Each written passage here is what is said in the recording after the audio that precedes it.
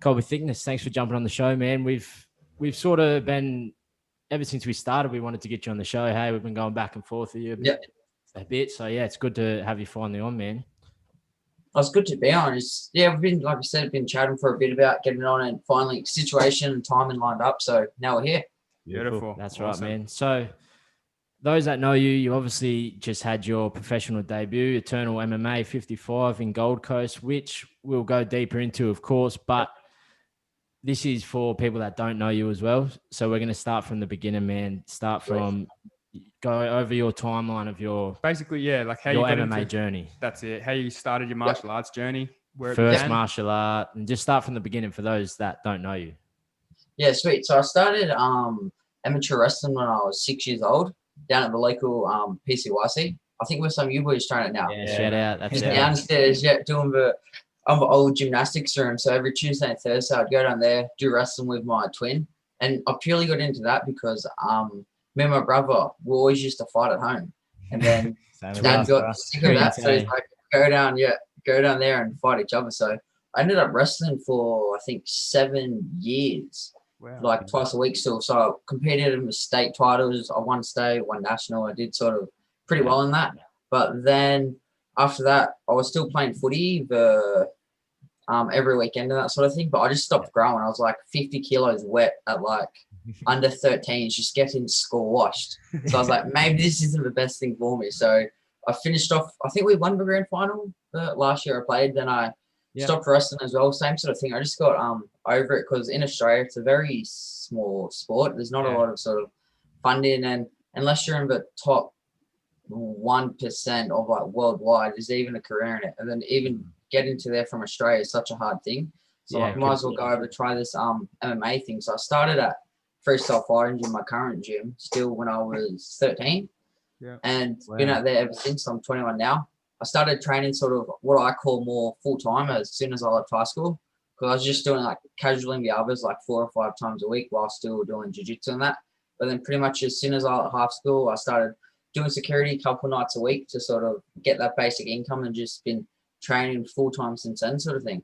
That's awesome. When did you start competing, like with your MMA? What was your amateur basically? Were you doing jiu-jitsu comps first or that sort of thing? Yeah, so I did the wrestling comps like 6 to 13. I think I did about 6 months of jiu-jitsu training. I went in my first comp. It's a funny story actually. We drove all the way up to Newcastle. It took like 4.5 hours. Wow.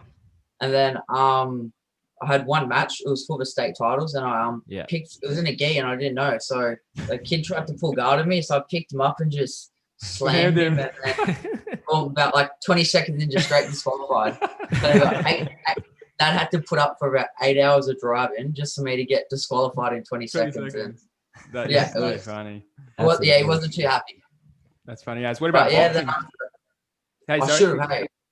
I was going to say after that, I did the nationals, and I was doing pretty much like a jiu-jitsu comp every weekend sort of thing, pretty much until I was about 17, just purely because trying to get that competition experience up, like get that time on the mats. And I'm a very competitive person in sports. I just like competing. So there's a comp, I always think, well, might as well just jump in it.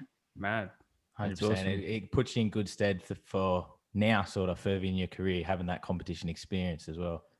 Yeah, exactly right. Because that's all it is at the end of it. It's just trying to get that experience. And like you used to know with training, like at the start when you try something new at training, it takes time to get it right. Then eventually it becomes like a habit and you can do it.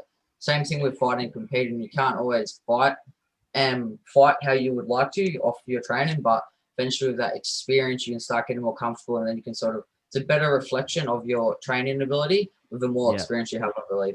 100%. So how far into your training was your first actual MMA fight? Amateur? I think it was just after I turned fresh 18, because I remember I had to waterload during my HSC, which was, as you can imagine, pretty hard doing a 3-hour exam with like a 5-liter bottle on my desk. I think I almost got kicked out because they thought I was cheating. They thought it was like a strategy for me to just drink heaps of water and keep peace breaks. Yeah, but I got like 20 out of 100 over the whole thing. So they obviously realized I didn't towards the end. We got that in common. Yeah, I probably would have been better off trying to cheat. we didn't even make it there. HSC. Done better than us. Nah. So that was at Wollongong Wars. Hey. Yes, it was. Debut. How was that? How were the nerves overall competing so locally as well? And your very first competition, it's a pretty scary thought, man. 100%. Yeah, I was thinking back to it. It actually was. I was super excited, like always, just to get in there and that. But then, especially for your first couple of fights, like the nerves, they didn't get to me. But in all my first fights, I was pretty nervous backstage and that sort of thing. And like you said, it was just being backstage. I'm like, fuck, like my nan's here. What happens if I just go out and get smashed in the head in 10 seconds? All my family and friends, like I sold her these tickets, like trying to hype it up to get people down there and watch, like saying all this stuff. And then I was like, fuck. But end of the day, like just gotta sort of push that to the side and sort of focus on the task and job at hand. That's right. Sort of the fear of the unknown sort of thing. Exactly right. Yeah, I feel like the lead up's the most nerve-wracking part. Like once you're in there and it's going, it's like training pretty much. Yeah. To a sense. Yeah, exactly right. 100%. It's a sort of, I think people think fighting's like the scary part of it.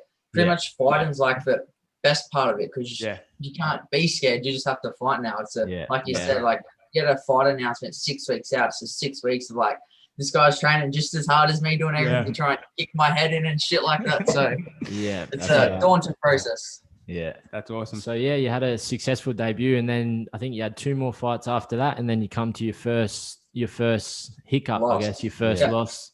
And talk a bit about that. So that was at featherweight, is that right? Yeah, it was a short notice fight. So I think I had about I think I got it on the Tuesday, and I fought the following Saturday. Wow. So about a week and a bit notice, but. Yeah, it was just I had the 3 fights, and I think I had 3 fights and 3 finishes. And then after that, it was sort of Christmas time and all that came. It was sort of hard to find sort of fights of that. There just wasn't a lot of sort of amateur bantamweights that wanted to sort of fight me, pretty much, to be honest. And then so we got the call up on the Tuesday, and Joe's like, "Oh, I can get you a fight on the Gold Coast next weekend." And I was like, "Oh, I wasn't eating the best." Still training hard in that, but it was just the diet and let slip with no fight news on the horizon. I was like, Joe, there's no way I can make 61 in fucking 10 days. He's like, well, it's all good. It's that 66 anyway. So I was like, sweet. And in my head though, I was thinking how I performed in my last sort of fights is just gonna translate directly over. So I'm like, I'll just walk in, hit him a bit, grab him, throw him to the ground and choke him out in sort of 10 days notice, enjoy a party in the Gold Coast afterwards, like thinking it was like sort of thinking ahead of the process already, like just underestimating and stuff like that. Yeah. And then so got their weight cut, everything was easy because it was upper division. And then I remember even at the Wayne's, I was looking at him and in my head I always do this for people. I always think I'm like, oh, this bloke isn't like as big as me, and I'm obviously not a super big guy. I'm a bantamweight. And this bloke who actually beat me fights at lightweit now, like a jacked lightweight. Wow. Yeah, I noticed that when watching. He's actually a pretty big dude. Like he's built, man. Maybe he put the boy in the golden boy name. Looking at us too. But then we were facing off in Wayne's, and I didn't think it was that much bigger than me. Then I actually sort of looked at the photos and was like, oh, okay, maybe I sort of have to think a bit smarter with my game plan. But then I went out there. I copped like 2 nasty low kicks that corked my calf like in the first 20 seconds. Yeah. And then from there, I had a few moments of success in the fight. Like I got the mount in the end of the first. I almost got a sub, but it was just I lost the fight. It was like it was a close fight, but I always say that I'm happy. I'm not happy I lost, but the sort of lessons I learned from losing. That's what I was going to ask. Keep going. It's worth so much more to me that I lost that fight than if I just sort of won it. Because if I would have won it, it would have been like, oh, I can just fight 66, get fat in between fights and shit like that. Exactly. Losing that sort of made me switch that mentality over. And it was like I said, it's my biggest blessing in disguise by far. That's awesome. Yeah, a lot of people do say that the loss brings so much growth and stuff. Did it give you any doubts though? Did you, after getting that loss, or you were straight on, it was just a learning curve back on the bandwagon? It did give me doubts, but it didn't give me doubts in like my ability to like make it far and that. It just gave me I sort of look at it as positive doubts. It's like it just made me doubt like what my current routine and everything. Like all the little things like slacking on the diet, sort of staying up to like just drinking on the weekends, just little things like that. That sort of they don't seem like big deals, but they can all accumulate towards the end. And so I sort of have to switch from like, oh, if I get a fight, I'm that fighter now for 6 weeks, and then after that 6 weeks, I'm whatever. Whereas it sort of gave me that mind shift. It was like, no, you want to be a full-time fighter, you got to act like a full-time fighter. 100%. So man. you have to sort of Exactly keep the same routine, same consistency, and just tick all the boxes and do everything right constantly year round, instead of just saying, oh, hey, you got to fight in 4 weeks and you have to switch on. Because obviously I've learned from experience that you can't do that, especially at a decent level. So imagine once you get to the high level, you just try and do that. You're not cut out for it if you sort of can't commit completely. Yeah. 100%. And to be honest, you're probably better off, as you'd know, having them hurdles in your amateur career, getting through them bumps, the losses and the learning curves in your amateur career, Right, at such a young age as well. Exactly right. Before you get into professionals, when that's on your record forever, sort of thing. Yeah, exactly right. That's what my coach Joe's really good for. He always sort of says to your amateurs are just a learning experience, sort of thing. Yeah. Because there's been plenty of hot UFC champions who've lost a couple of times in the amateurs, but then they sort of learnt from that, and then they have the undefeated pro record or super high level, super clean pro records, maybe one loss off 20 fights and stuff like that. Yeah, Because you get some guys who they might have 30 wins, but then they also got 17 losses and stuff like that. And you can sort of weed that out early with the amateurs. I think is a perfect thing to do. Yeah, the best example is Israel Adesanya there, pretty much. Mm-hmm. Yeah, he took his time and learned his lessons outside, and now look at him. Exactly. Yeah, exactly right. You got like an Anthony Smith where his records, he admits it too. He's learning on the job. He's like, yeah, exactly right. A bit patchy. Yeah, 100%. Just to go back quickly a little bit, when did you know that you wanted to pursue this as a MMA career? Like, was it after your first fight, or do you think you were just kind of running with, having a few fights and then went, wait, I could make this a career? I think I always sort of, honestly, probably since I was wrestling at a young age, I always knew that I wanted to be like a professional combat sports athlete. So if whether that was like a wrestling or a boxing or like now a mixed martial arts, I always did want to sort of I just enjoy the lifestyle. So I'm like, if I can get good enough where I'm getting fight 3-4 times a year, get paid to fight, then just get to train my ass off and stuff like that. So it's pretty much been like a childhood dream of mine, honestly, sort of thing. Just not so much as a mixed martial artist like it is now for me specifically, but just as like that professional athlete sort of thing. Like even back when I was playing footy, I was like, man, if I can like make a career out of like something I love doing, like I'm winning sort of thing. Yeah, if you're going to do something, do it. Be the best at it. Exactly right. 100%, man. Awesome that you had the support of your family and stuff. Some people might want to chase that dream, but then you've got people in the background saying you need to be an accountant or this or have a trade. Where that's awesome that you've got that support system behind you. Hell yeah, exactly right. Like it's always you have to have like the plan B's put in everything like that because freak accidents happen and that. But realistically, like I feel like you shouldn't focus so much on your plan B that it becomes plan A. Whereas I've got a few backup things, but realistically, like this fighting is what I want to do. I can see myself making it where I need to do. Like I'm willing to put in hard work in that. So it sort of makes that. I think it changes it from a dream to a goal, and that's what makes it seem like a lot more attainable and realistic to work towards. I love that. That's awesome. That's unreal. Dream to a goal. That's actually awesome, man. But yeah, we'll continue along the timeline. So after that, the Eternal fight, the next one was at Wollongong Wars against Sam, was it? Yes, Sam. Yeah. We got to see him as well. He's a savage, man. He's on he's same a sort of beast. pathway. Yeah. But yeah, talk to us a bit about that. Back at your home crowd, first coming off a loss. So talk to us about that.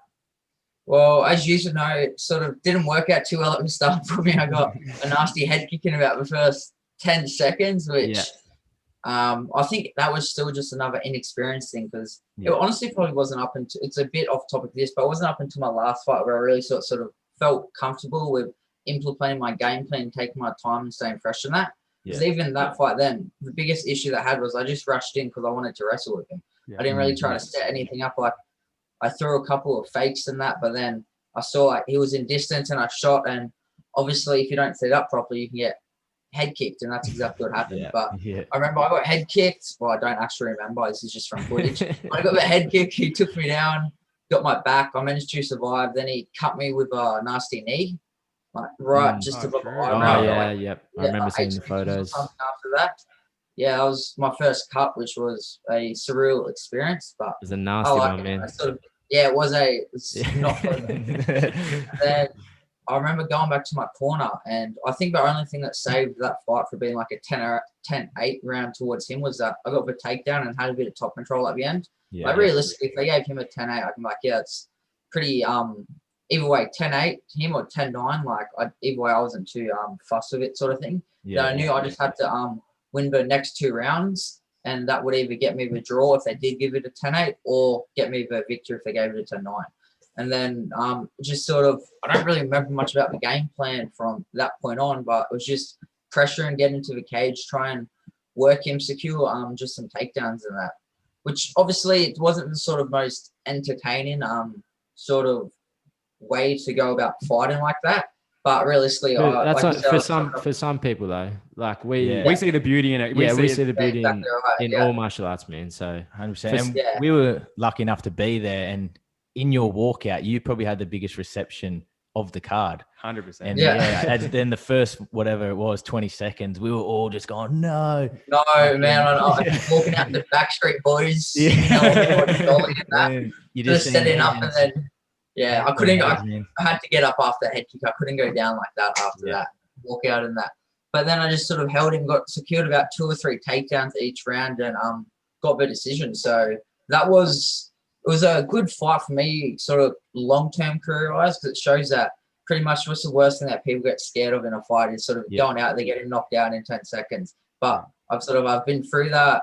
I know that on autopilot I can do pretty well for myself. So it was it was actually a confidence boost besides the actual headache for like 2 days after.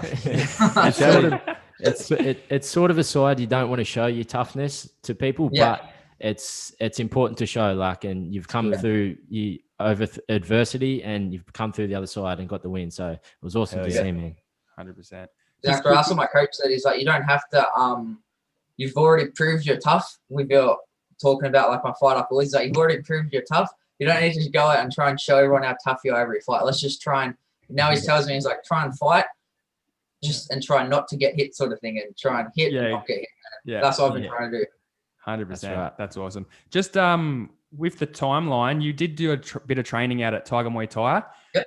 Was that before or after that? And talk to us a little bit about that. That was after, because I had another fight after that where I won the amateur belt or silver fight, like a WBAF or something like that. Yep. And then I went to Thailand just before I did the IMMAF tournament. So I spent about 2 weeks over at Tiger, just went over by myself solo and just sort of trained 3-4 times a day, loving it, sort of thing. It was amazing. Mad. How was the intensity over there? Like, I've seen videos of their tryouts and shit, and it's wicked as, man. Yeah, it is pretty it's very intense, but it's not as serious as the tryouts, but still there's a lot of, in a wrestling classes, pretty much everybody there is like a pro aspiring sort of fighter. So there's a lot of, I wouldn't say tension, but there's a lot of motivation to sort of try and get it up on each other and that sort of thing. Yeah. But it honestly didn't faze me too much, because I'm lucky enough to, as you know, training with Volko, the UFC champ, every single day. So it wasn't sort of like I went from training with these decent level amateurs and professionals, and I'm like going against world-class guys now, and I'm totally like shocked by it. I've already sort of had that experience for so long. So I went in there, and I did, my first class was, I think, a King of the War, like a war wrestling class. And I did really well for myself. And it was like me, and there was a bunch of big guys, and I ended up getting like 3 or 4 rear naked chokes in a row of that. And you could sort of see them all at line, sort of like looking over and sort of trying to figure out what my goal was and that sort of thing. So it was sort of cool in that retrospect to be able to jump into such like a high level classes with such good athletes and just keep up, and even sometimes sort of do better than most of them in classes. For sure. Hell yeah. So you did mention just there the IMMAF amateur competition. So did you was that planned, the Tiger Muay Thai, to be part of the camp to lead into that, or did that just come about after? Or it happened to work out that way? Yeah, it just worked out that way, because I had an option to fight on like just a local urban fight night in Sydney on the same date as the IMMAFs. But I purely just wanted to do IMMAF so I could say that I fought in a tournament before, because like that's another sort of thing I wanted to do as a kid. I'm like watching all the fighting movies, like, man, imagine I could have like 3 fights in 3 days. Like, how cool would that be, sort of thing. And then so it just worked out well. So I thought I'd give the IMMAFs a crack. Yeah. So we'll dive a bit deeper into that. So that was at featherweight, is that right? Yeah. So I had to weigh in at 65.8 for the 3 days in a row that I fought. Oh, okay. Yeah. So it's sort of the smarter decision rather than trying to get down. Keep cutting down. Yeah. How many fights is that? And how, so over those 3 days? Yeah. So I fought Friday, Saturday, and Sunday. So Okay. yeah, one fight each day. Well, actually, I think in my division, I think even I might have been one of the only ones to actually have the sort of 3 fights. Okay. Because a lot of guys, they had say 6 or 7. So one person would always get the bye, that sort of thing. But our bracket worked out to have 7. So how it lined up was I actually had the favorite on Friday, and then I had the sort of second favorite on Saturday. But the second favorite, he didn't fight on Friday, so he was fresh as. So it was sort of, honestly, in my head, it sounds weird, but I had like a superstition that I feel, and I'm like, I think I'm going to get stitched up with probably the sort of hardest bracket I can get, but I love a good challenge. So I was honestly actually hoping for it. I was like, fingers crossed, I can sort of get the Bahrainian guy, get this second guy, and then whoever I fight in the final. Like, in my mindset, I was like, if I can beat the 2 best guys off the bat when they're fresh, the next guy final's going to be a sort of, makes the easy. Yeah, I've got it. I'm secure. Yeah. That's awesome. Champion mindset right there. Seems, they weren't making it easy for you, hey? Yeah, exactly. It's just, I preferred it that way. The only hard thing was the cutting weight, because you end up having to, how they work. So we would weigh in at 7 a.m., but then I think I'd fight around 11 or 12. So I ended up having to sauna the night before, not eat or drink, get on the scales, make weight, and then rehydrate, fuel up for a couple of hours. Yeah. Fight, recover a little bit more, some rehydration food, then start cutting weight again. Back to the sauna. Hard on the body, man. Yeah, and I think on the second day, they stitched all of us up, because you sort of walk in a weighing room, you weigh in, then you have to go each day you have to get medicals done again for like injuries, bloods and everything like that. Yeah. And on the second day, they said we weren't allowed to bring any food or rehydration stuff in. So I ended up sitting out there for like a good probably hour after I actually weighed in, just sitting around waiting for it. And then I was one of the only guys who sort of actually listened to the rules. So I ended up having to like snake food off other people and drinks, because I thought we weren't allowed to. And everyone's like, well, they say it, but we just do it anyway. So I'm sitting here like in this waiting room, just made weight for a second fight, no water, no food, and everybody's eating and drinking around me. I was like, oh man, this is shit. No way. That's torture. Sounds like torture, especially to us. 100%. Yeah. We got a box of brownies over there. I saw that actually. That's awesome. So how'd you feel at featherweight though? Do you think your future lies there, or do you see it at bantamweight? Currently, with the way my nutrition goes with, so quick shout out to Geordie, fight dietitian, but he's got me to about a comfortable weight where I can sort of hover around out of camp, where Bantam's still sort of a successful sort of easy-ish cut for me.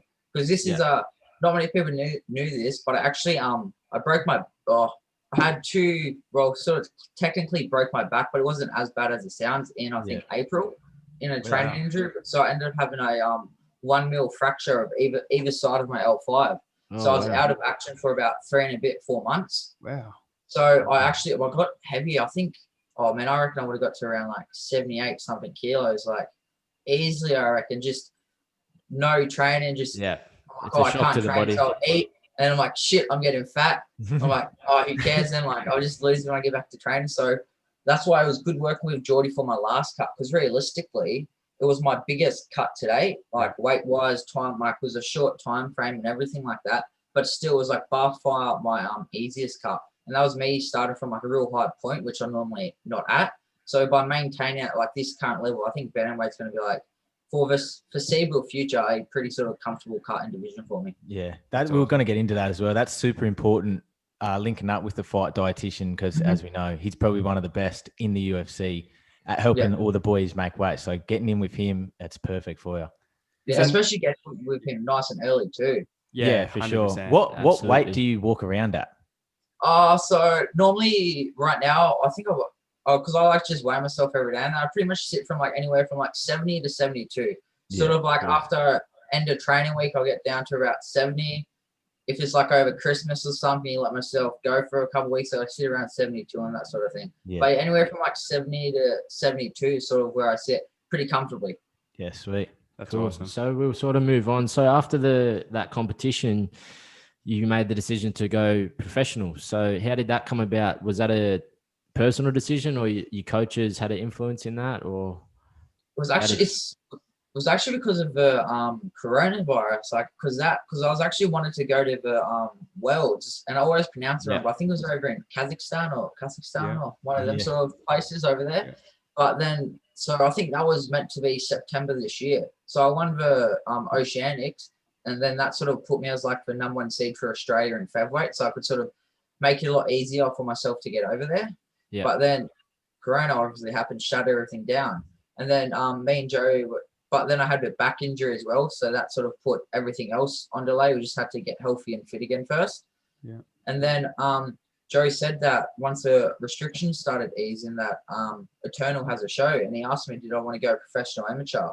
And if I wanted to do the amateur, it purely would have been to do the worlds or try out for them tournaments and that thing again. But after that, I was just over it. I just wanted to sort of get back in there, and then we just fought like 9 amateur fights, plenty of experience. I fought really high level amateurs, and so go pros like the right thing to do now.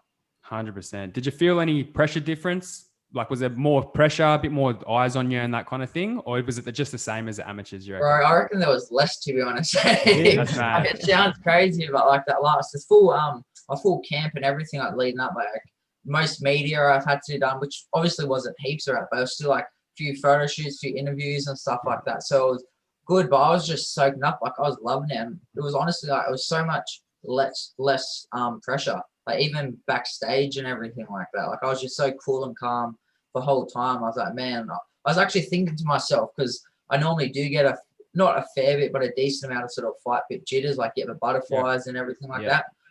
I got that probably twice during the whole camp, which is like the usual for me. But then the whole fight week, even like weigh-ins, even backstage hitting pads and that, I was like, fuck man, I'm so calm. And I remember walking into a cage, sort of just after I walked in, I was sort of doing some stretching and that, and I saw my opponent walking out.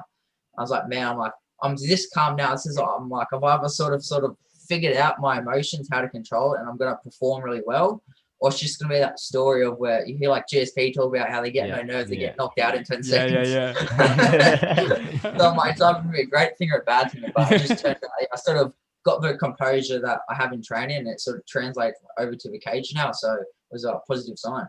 That's awesome. That's awesome. That's awesome that you can deal with that pressure of like the news coming to the gym, interviews, and Eternal was on Fight Pass as well. So a lot of eyes on you, and you dealt with it perfectly.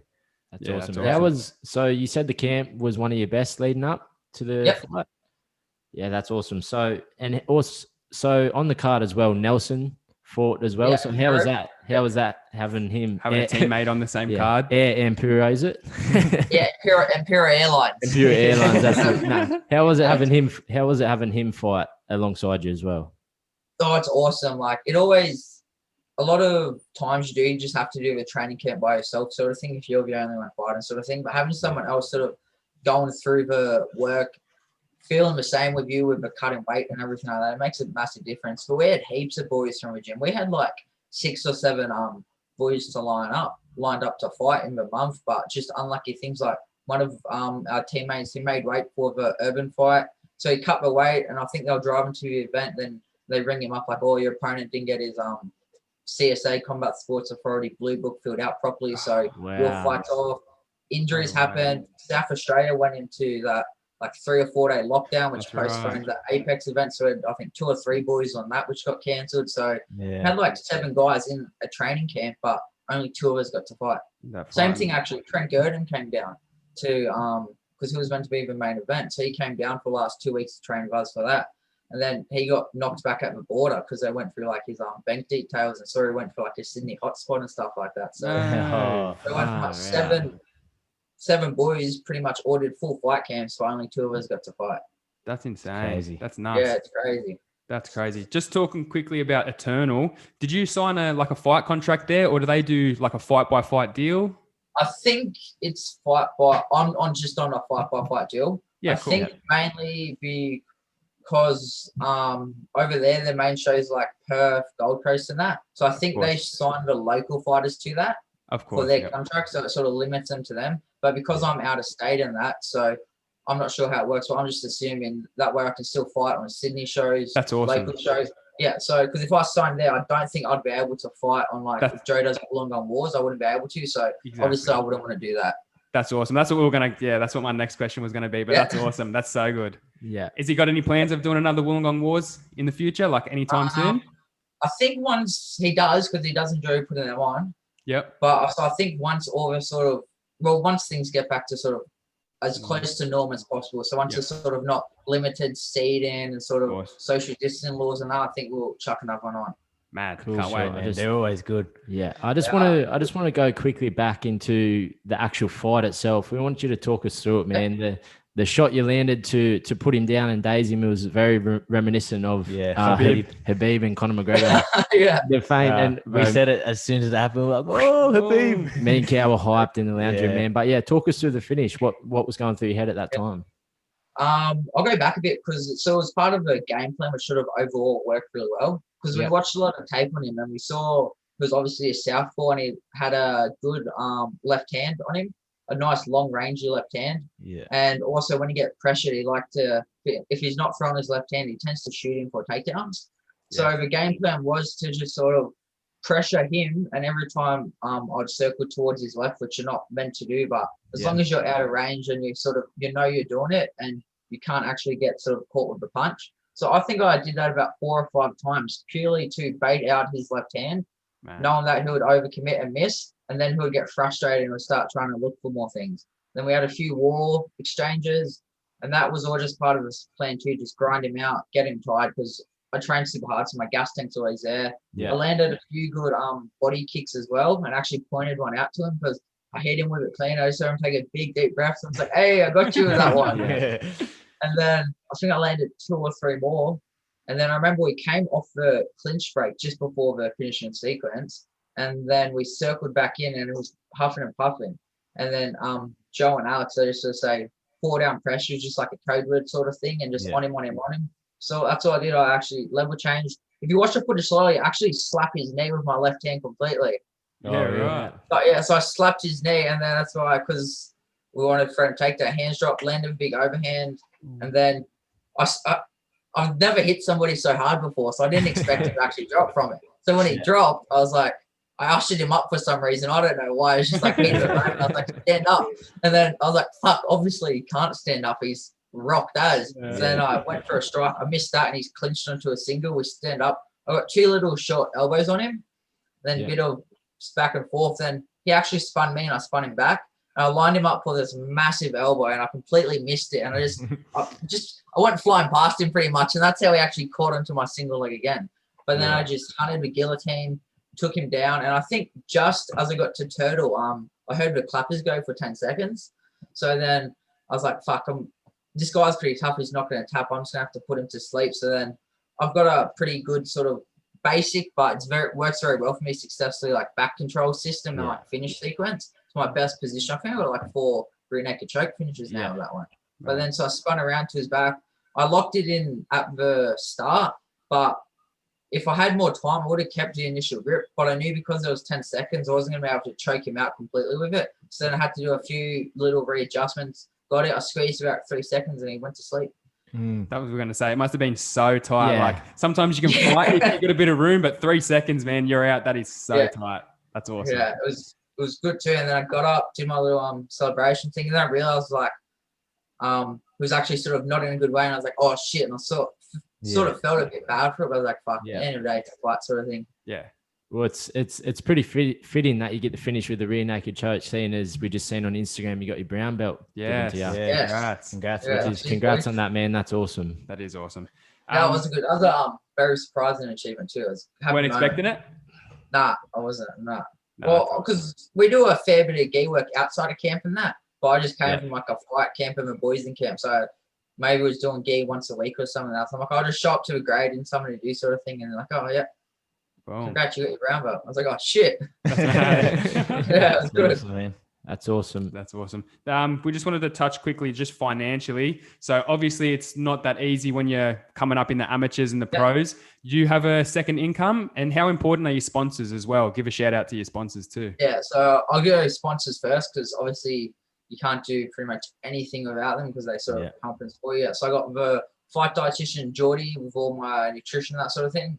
Train aid for my hydration. I've got Baymed Performance and Physio. Yeah. And that's with Chris Jaffrey and all of that crew over there. So they do like my physio, my strength and conditioning. I actually got into them through the rehab through my back. And that's how I got connected with them guys. So another blessing in disguise, the way I like to look at things like that. Yeah. Yeah. And then I got Elite Sup Shell Harbour, just all my sups, stuff like that. Then all the boys at Eddie's, they always get me looking fresh every 2 weeks. I need a haircut for interviews or fights, so big thanks to them boys. Yeah, they support this show as well. So shout out to them. Yeah, they're good lads. They're all good lads over there. Hell yeah. Legends. Awesome. One thing I want to go back on when you were talking earlier, you mentioned Joe and Alex in your corner, of course. I just want to ask how important that is to have guys with such experience in your corner and bringing you up on this journey. Oh, it's absolutely massive. Just even having their faith and belief in me, because Joe's the type of coach where if he doesn't think you're ready to fight, he won't put you into fight. Yeah. Like you have to prove it to him. Like we get heaps of guys saying, "Oh, I want to fight," and that, and Joe sort of just goes, "Yeah," says, "Yeah, okay," but there's a lot of guys I say they want to fight, but they'll be training 3 times a week. Whereas if you want to fight, you got to train Monday to Friday, spar on a Saturday, prove that you just can't train. You got to train hard, show that you've been dieting, like you're doing everything right, and then Joe will sort of put you in, saying, "Okay, you're ready. You've showed enough." So it was good having. I've always had his faith in me since day one. Same with Alex. But then, like you said, with the knowledge and everything like that in the corner, it plays tremendous value, because that's honestly what happened with the finish of my my last fight. Was I circled off and I wasn't tired, but I'm like, okay, I'm at a good pace. I can keep this up and sort of just cruise out the last minute of a round. But then Joe and Alex, they obviously saw something that I didn't. He was a lot more tired than I thought he was, and exactly right. Like on him, get that pressure, and then I got the finish after that. So it's invaluable, actually. That's awesome. Can't do it without him. That's awesome. And you've obviously you're one of the OGs at freestyle. You've been there for years. How much has the gym changed since Alex made the UFC and like become champ? Has there been a massive influx of people or the notoriety? Oh, that's notoriety of the gym. I didn't finish school. I didn't finish school. But yeah, how much has it changed in as a whole? I say it's changed a fair bit numbers and that wise, but the environment's still the same. Like I remember rocking up to the gym and I was like, I think like 13, 14-year-olds, and I just see like Joe taking a piss out of Alex, taking a piss out of everyone, just sort of a good banter, sort of like a community gym sort of thing where everybody gets along with everyone. And now it's the same thing. I rock up in a Monday morning just chilling, and he's into me having the dig, he's into Alex just taking a piss and that. So not a lot has actually like changed it, like the core values and everything like that. Yeah. Obviously, like we've upgraded the gym, we've got more people, there's more media and that in, but the actual sort of core values of the gym and the sort of training environment, everything has pretty much stayed the same. That's awesome. So I think why we're so successful, because you see a lot of gyms and that they get to like a sort of high, or even fighters, they get to a high level of success and they try and change what got them there, thinking that it's not enough. Whereas you sort of have to faith in the process and trust it the whole way through, I believe. 100%. Well, just off that, Freestyle's Instagram is one of the best of all time. You beat me to keep that content coming. We love it. It's so funny. Watching Joe get angry and stuff. That is hilarious, man. So man, we need like that's like probably 30%. Like that's the filtered stuff. We need to get like a subscribed unfiltered sort of one, because that's where the real gold's at. Get a freestyle TV show happening or something. Yeah. That's get a vlog going. Do you think we've kind of noticed freestyle's kind of becoming like a powerhouse of Australian MMA? Like you're starting to get some high-level training, you've got high-level training partners, obviously, but out-of-state guys, like you got the Jamie Malakis and Josh Coolabau. Even, we've seen Janae Harding down there, Tyson Pedro. What's it like having these other guys in there? Man, it's pretty surreal actually, because like I've been training with Volko since such a young age, so I sort of see him and I'm just like, oh, she's Volko. Just sort Volko's of a normal thing. Yeah, exactly. But then we see have these other high level guys sort of come in. I'm like, fuck, and I'm like sort of more starstruck by them guys and Alex and stuff like that now. But it's like you said, we had such great guys. We did the whole Alex's last camp for Max because it was with the restrictions. We had to get the 10 guys down. So we had guys like Trent, Jamie, Josh, Martin Newland was coming down. Had heaps of good. We could only have 10, but we sort of had 10 of the best guys in Australia. And then after everything's opened up, we had like Arlene does some of the camp for the Cyborg fight. Like you said, Tyson was down with her, Janae Hardy, heaps of high level guys, and they're just constantly coming down now. So it's great. That's awesome. Yeah, that's awesome. It is good. Talking about that champ camp. Oh, sorry, we've talked about the champ camp. What about the Vegas trip? Mate, what happened in Vegas? Days in Vegas. What's it like with like rubbing shoulders more like with the UFC brass? Yeah. We've seen you like walking past Francis Ngannou and stuff like that. How surreal was that? Oh, Mary, that was the whole Vegas trip as a whole was such a good trip. A bit of a tangent though, but I'll sidetrack. But I was only 20 when I went over there. So shout out to my mate from the gym. He actually gave me like his ID years. So let's go. Said I was 20. Said I was 27, and it somehow worked every year. So don't ask me how, but they just must have saw Australian, just sort of gave it back to me. But it's sweet. Yeah, like you're saying, like I met so many cool guys. Like I remember at the hotel, like I would just sit down waiting for Alex to come down, just to, like Chad Mendes, Dana White, reporters, and like Anthony Smith, because I had the Quintet Grafton on as well. So it's just like so many fighters and everything. Like I got to go to the Performance Institute as well. Like see a high level facility. We like did a sauna and like an ice bath and pool with like Uriah Faber just sitting next to us having a That's crazy. It was crazy. It was so good. That's awesome. That'll be your future soon anyway. You'll be up there with the boys soon. Signed exactly up. Right. That's a goal. Not the dream anymore. To go. That's it. Man. We're leading into that. What's 2021 look like for Colby Thicknesse? What's the plans? Looks like a successful year already. I can tell things are sort of getting in motion of where they should be. So I'm sort of, the way I like to look at things, I like to like sort of build momentum towards a goal and then like sort of smash it. So I've got a few things I'm trying to get sorted, sort of get the foundations right, and then I'm sort of gonna smash it out. So I'm hoping probably 3 to 4 fights. Fingers crossed, one of them can be a Wollongong Wars, a local show, because I really do. As much as the internal 55 was a sort of great event and all of that, there's nothing like fighting in front of like your hometown, with all your mates, your family, friends, and everybody watching. Like it's a different environment. I also love that environment too. So hopefully, Wollongong Wars, get some traveling in with Eternal, and hopefully try and, if not collect a belt, set myself up to collect a belt in early 2022. Mad. That's awesome. Do you see yourself training abroad anywhere, or do you think you'll be doing all your camps at home at Freestyle, or split camps, you know, like you went to Tiger last time, or City Kickboxing, places like that? Once we can get back to traveling, I do want to sort of train and travel. I haven't been over to City Kickboxing actually, so I wouldn't mind going there. Even just Thailand, even just not sort of in camp, I can just go over there out of camp, still get the training session in, but still sort of enjoy the holiday, because I love traveling. I love sort of seeing places, everything like that. So yeah, as much training as I can, because we always have the philosophy at the gym, sort of the more bodies you train with and the more sort of different fields you get, the easier it'll be on fight night, because you've seen so many things before. 100%. So instead of sticking to just the one training partner for 8 weeks and you only might get, say, 50 different looks off him, if you can go over 100 different guys, it's so many different looks, so many different situations that you get put in, and that's what sort of gets you more comfortable for when you do fight. 100%. And you see the success with Joe and Eugene Behrman and that linking up with the Hickman brothers as well. It just makes one gym into like the 3 gyms linking up. It's just like a superpower. Yeah, it's insane. You can't get much better. Yeah, it's awesome. Honestly. It's so ridiculous. The sort of high level guys they got on like the amateur local scene over there to stars like Brad, Izzy, Kai, Alex, and all that. It's crazy. Then even into the Tiger Muay Thai with the Petian, Valentina, the Shevchenkos, Rafael, that's right. Yeah. Shaziv, it's amazing. Yeah, it's awesome. Yeah, I think even the wrestling coaches like George and Frank Hickman, they go over to Sydney and help with Alex and the boys of their camp, like the wrestling side of their camps and that. It's insane. That's awesome. 100. That's so good. Should we move into our finishes? Yeah, I think so. Quick finishes. Do you want to start? So we're going to end all the podcasts with some rapid fire questions, some fun personal ones, and then first starting up. This one's a little bit serious, but what advice would you give to someone starting their MMA career, and anything that you would have done differently?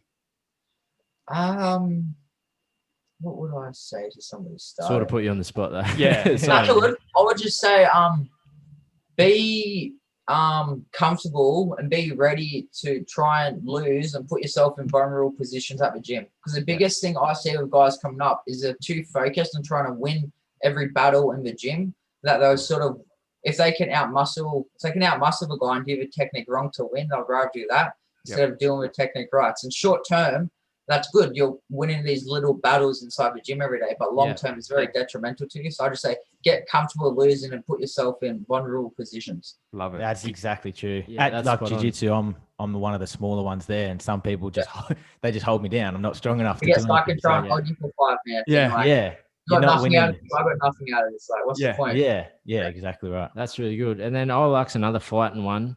We always ask everyone this: dream UFC fight. So that can be anyone that's ever been on UFC roster, I guess. So I can fight them? Both, yeah. Do one, both. One that you want to fight and one that a fight that you wish you'd see. Like a GSP and a Khabib or something like that. And then one that you'd love to fight. Who would I like to see? I wouldn't mind seeing, even though it's hopefully should happen, but Ngannou and Jones at heavyweight. Just see what happens. That's like a dream matchup of mine. And if 100%. I could fight anyone in the UFC, who would I want to fight? Someone I could beat pretty comfortably and look good against. I'm not going to be out here picking all these like Khabib super hard matches. Give me like an atom weight or something I can look good against. That's what I want. Beat the shit out of him. Just give you the worst guy. Yeah, dude, that's give me CM Punk. I'll take him out. I'll take him out. All right, I'll get into the next one. Where am I at? What's your favorite superhero? Who would that be? Probably Goku, even though he's not technically. That's cool. Anime. Goku. Yeah. You know what? Before the show, we were speculating, and we literally guessed that you'd say that. I love that. Anime guy, I love it. Yeah. I'll get the next one. If you could have dinner with 3 people, dead or alive, who would it be and why? Elon Musk for sure. Mad. Sounds weird, but probably like a caveman or something too. Like, because everybody says like people from like 1800s, but I want to see like a human from like 2,000 years, like all the way back, see what they're about. I love that. And like, who else? Probably who would be a good third one? Nikola Tesla. He seemed to have some good ideas too. Find the secrets out. Exactly right. So you get Tesla, Elon Musk, and like some cave guy. So 2 really smart guys, one like dumb guy to sort of even it all out. Bring him up to speed. Exactly right. That's awesome. That's awesome. They're actually really different answers. I really like that. But yeah, we'll do the last one. So you're on death row. What's your last meal? Your cheat meal. Last meal. Oh, probably like 100 peanut butter cups or something like that. But like the big size ones, not the little ones, the fucking big ones. That's my last meal. That's so good. I'm banned from having peanut butter in the house because every day I just get a teaspoon every Straight day. Up It's gone. White camp, there's no peanut butter in this house. It can't be. It's too dangerous. See the peanut butter or Nutella. That's so good. I love it. Last thing we just wanted to ask, the co-main and main event today, how do you see it going? Figueiredo Moreno and Tony and Charles. What do you think? I think Figueiredo should get it done, but Moreno is super tough. Like, Figueiredo, if anybody can put him away, I think it's Fig, but if I had to lean, I'd go more decision. Yep. And then I think the Tony and Oliveira fight's real up in the air. It just depends on how sort of Tony recovered from his Gaethje one. He's a shell on himself. I think Oliveira's going to make pretty light work with him. But realistically, looking at what Tony's done in sort of all the fights before leading up to Gaethje, I'd have to pick Ferguson as well. I'm with you. I think people forget one loss and then they forget the 12-fight win streak that he was on. Yeah. But that's the sort of story of the fight, how much damage he took from Gaethje and how he recovers and stuff. So 100%. Good insight. Awesome. All right. Well, that's all we got, man. We really appreciate your time. Hey, it took us a while to get you on and get our shit sorted, but we're super stoked. We're super stoked to talk to you, and we want to talk to you again in the future. Yeah, 100%. We'll definitely get you back on. You have any fights announced or anything, then just hit us up. If you want to get anything out there to the world, get on here. Just give us a message. Yeah, awesome. For sure. Did you want to shout out? No worries, man. Did you want to shout out anything or? Yeah, I'll just shout out like the whole team and all the sponsors again. So Freestyle Fighting Gym, coaches, Joe Lopez, Alex Volkanovski, sponsors, Fight Dietitian, Baymed, Physio Performance, Leech Shop Harbour, Eddie's, Barbers and Train Aid, Nutrition, everything like that. All the guys, even just to friends, family, and mates that support me sort of day in, day out, helping me out with little things like that. Like, it all goes appreciated. It's all sort of giving me that motivation to sort of really chase this goal and get it. Love it. Well, we're in your corner every time. Don't worry. You have the support from us. As you've seen from that message when I was a bit blind on my Christmas party, let's go. I was like yelling in Headlands Hotel, yelling. Everyone's going, what the fuck this guy doing? That's awesome. Enjoy your Christmas anyway, man. Have a good time. Thank you very much for your time, man. We'll talk to you soon. Yes, thanks very much, boys. Appreciate it. Thanks, brother. Bye. These boys don't know what they are talking about. What? We're You're still on, man. You're still on. You You're haven't, still here, bro. we haven't cancelled it yet. Thanks, bro. Nah, all good, You're a boys. legend, man. Cheers, out legends. Take care. Thanks, brother. Cheers, bro.